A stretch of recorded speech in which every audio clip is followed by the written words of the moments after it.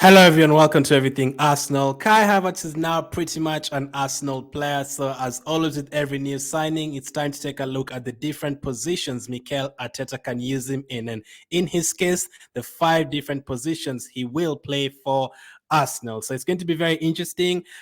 We'll take a look at the different positions he actually played for Chelsea and for Bayer Leverkusen and for Germany, and how we can use him in terms of that, and also comparing him to the likes of Xhaka, Odegaard, and Saka in terms of stats, big chances created, goals, assists, and all that as we talk about the different positions. But first, before I get into the positions, this way it starts at Chelsea and in terms of the Premier League last season. So he had 1,011 runs that placed him second in the Premier League, 876 attacking runs, which placed him third, 332 runs challenging the backline, which placed him fifth, runs targeted by a pass, 377, that placed him second, and total distance of runs, 23 kilometers, which placed him second. And in terms of Chelsea last season, he had the most goals, the most shots on target, most chances created, aerial duels won, possession won in the final third, and final third passes, deals won, flick-ons and layoffs. He had the most for in terms of the whole Chelsea squad. So not bad. In a terrible season for Chelsea, he kind of stood out in terms of those stats. He wasn't the best as well, but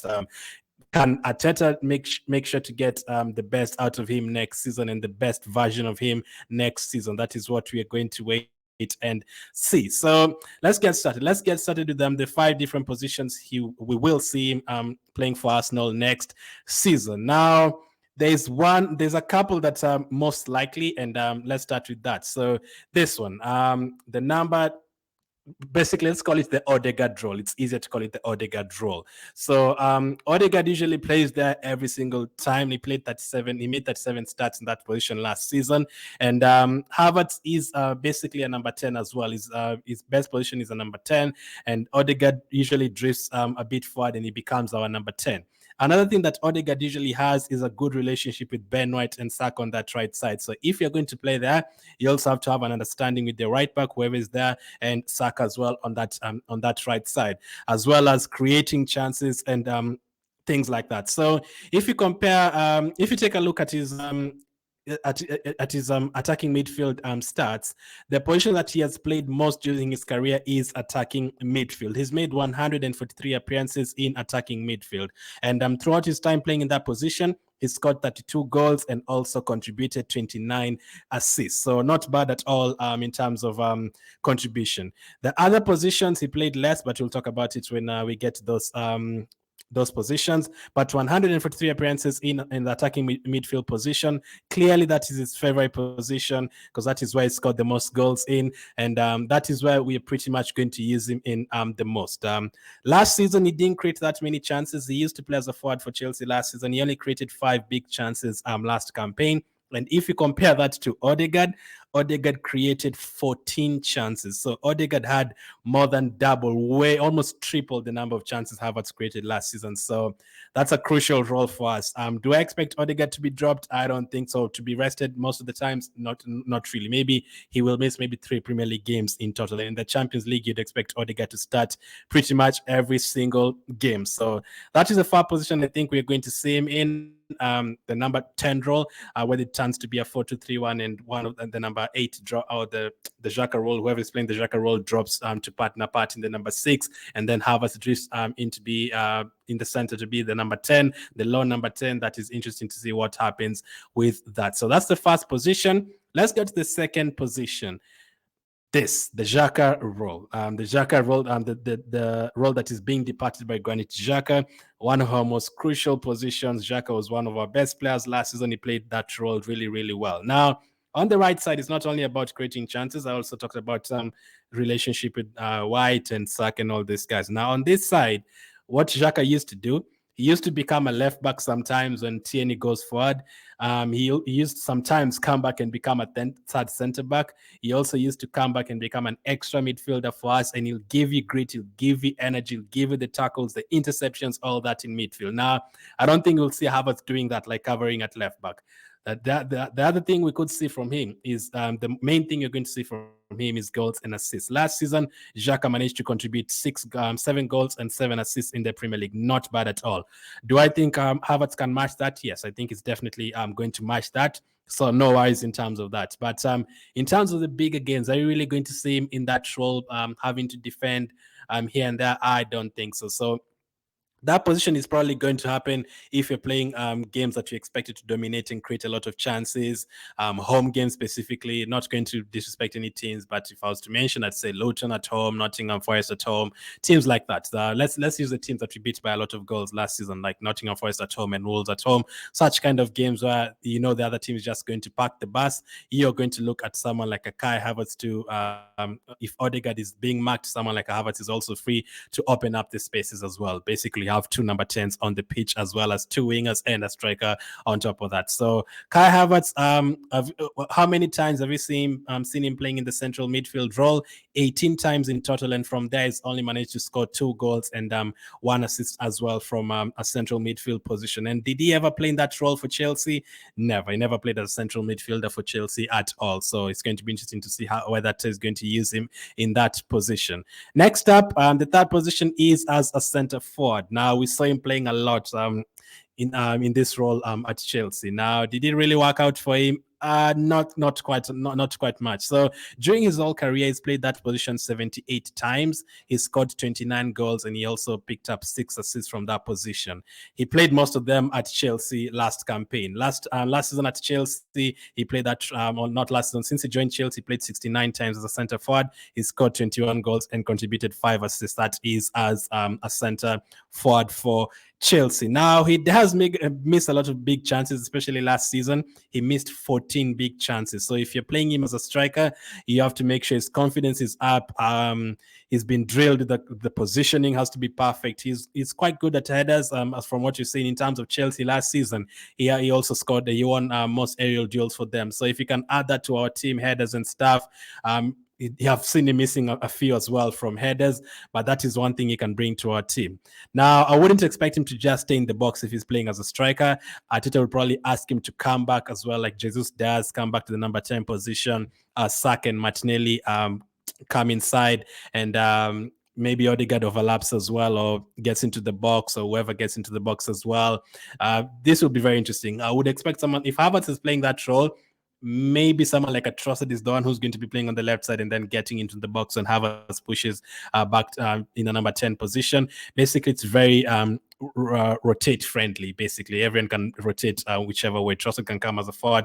Havertz can be the number 10 for a couple of minutes, and then Havertz goes back forward for the attacking runs. Now, if he plays a center forward, it's not the best. I don't think it's his best position. But in terms of this, if you take a look at these stats, in terms of runs, he made 1,011. So if you can make a few of those runs in behind the center backs, you would expect the likes of Odegaard and Trossard to pick out those passes. And he made 332 runs challenging the backline, which placed him 5th. So his people say he doesn't run, but the backline will not be relaxed, because he does try to make those runs to beat the center back. So if he does play in that role for us, it's going to be interesting. Personally, I don't want him to play there. I feel like Jesus is better, and if you have to, maybe a Trossard or someone, I feel like he's better at creating chances than scoring them. Kai Havertz, if you're getting the Bayer Leverkusen, Kai Havertz. So center forward, he's played most of that at Chelsea, playing 69 games and scoring 21 goals. And during his career, he played 78 games as a center forward.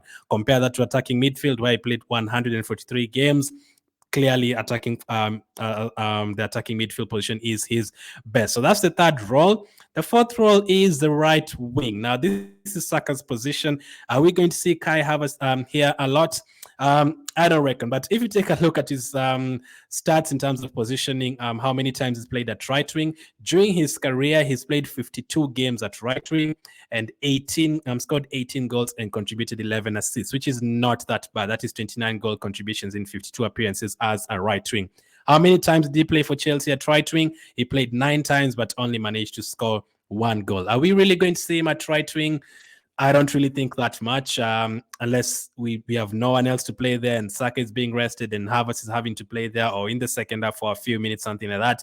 We could see him there, but that's not really that's not really his best position. But in terms of appearances, that is his third position in terms of making appearances after attacking midfield and centre forward. So, actually, before he came to Chelsea, That's the right wing position. It was well balanced with the centre forward position, or it was actually way more than the centre forward position. But Bayer Leverkusen, he played more as an attacking midfielder and at right wing. So there's that as well. But are we going to see him there? I'm not sure, because for my wingers, I want my wingers to be very good in terms of dribbling and take-ons. Martinelli and Saka are good at that. Saka will not let you rest. Saka will keep on attacking you, get past you, keep on attacking you, come back again. You foul him, he gets free kicks, comes back again, crosses the ball, comes back again. You never know whether it's going to go to the right side, left side, whether it's going to shoot, whether it's going to try and cross the ball, whether it's going to lay off the ball for Ben White or to Odegaard in midfield. You never know. So you have to be a very, very, very, very tricky to be a winger.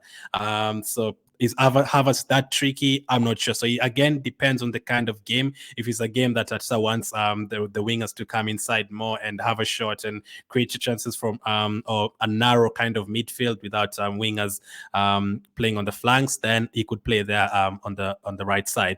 And then the final position is Kai Havertz as a left winger. Now, first reason why I don't expect him to feature here that much is we have a lot of left wingers. Martinelli is there, Trossard can play there, Nelson has been playing there as well. Smith Rowe in his season where he scored double figures, he played there as well. So we don't really need Havertz in that role unless worst comes to worst and everyone is injured or everyone is suspended, then we can see him there. But another reason is during his whole career, he's only played left wing 7 times and he's never scored from there. He's only had 1 assist, and at Chelsea only played that side only once. During his whole career, he only played once in that roles, and he never scored a goal and he never assisted. So that is quite telling. So I wouldn't really want to see him at left wing.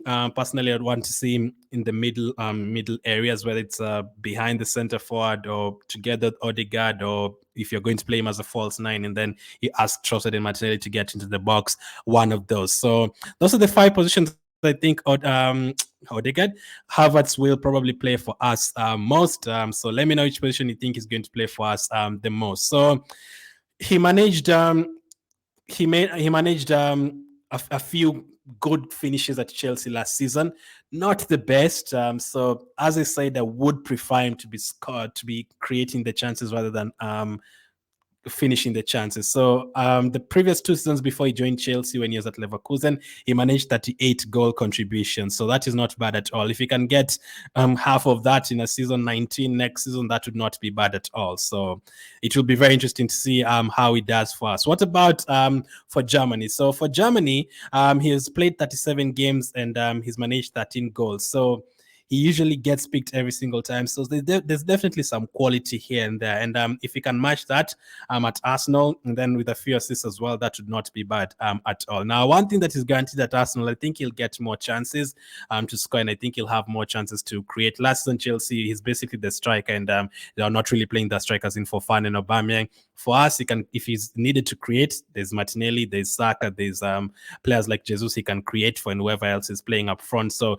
it's going to be interesting to see how he does, because if you're to compare even the big chances in terms of created, this I think is also something to do with Chelsea being poor last season. Even Xhaka created more big chances than Havertz last season. So it's going to be interesting. But if we get the Bayer Leverkusen Havertz, then we are going to be dealing with a very, very, very good player, or a player who's going to fit well into our system. So quick recap again. We could see him at in the Odegaard role. We could see him in the Xhaka role. We could see him in the Jesus role up front. We could also see him in the Saka role, and we could also see him in the Martinelli role. Which one do I expect the most? I don't expect Odegaard to be dropped, so I expect him to be next to Odegaard most of the times, pushing forward instead of Xhaka did a lot of defensive work, but I think Arteta will change that up. Maybe the defense, one of the players in defense will have to change so that Havertz doesn't need to do too much defensive work, whichever it is. And if you get someone like a Rice in midfield as well, he contributes a lot to you, like that energy and that running power in midfield that can allow the likes of Havertz as well and Odegaard to push forward. But let's see how we are going to use him at Arsenal. Let me know which position you think is going to play the most. Thank you for watching, and I'll catch up with you guys on the next one.